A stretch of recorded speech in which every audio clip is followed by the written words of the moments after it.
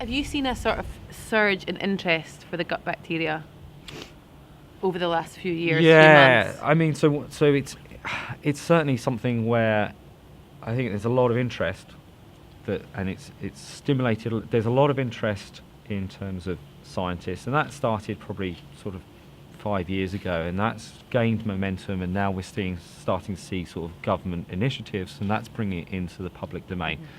And there are things where, there are projects that engage the general public, where we have citizen science projects where they can get involved and start seeing whether they're collecting water samples, so you're taking your own gut microbiome and having that, and starting to see where they can get engaged. And I think this is a really interesting, exciting time when we, as scientists, can sort of get out from our little bubbles, our glass boxes, Out of your molehill. out of our molehill, and talk to people. But we've got to do it in the right way, and that's also part of the challenge of us trying to explain what we're doing and to sort of make it accessible, and for the general public to engage with scientists. We're not all scary.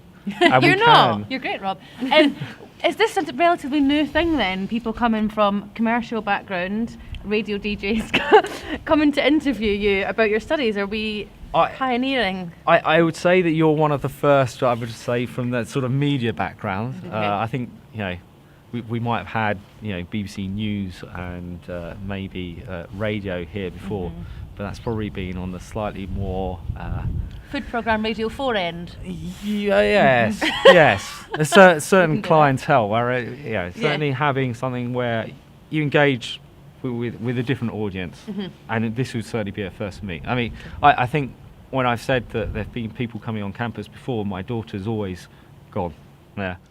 when I said about you, she was like, oh. Yeah.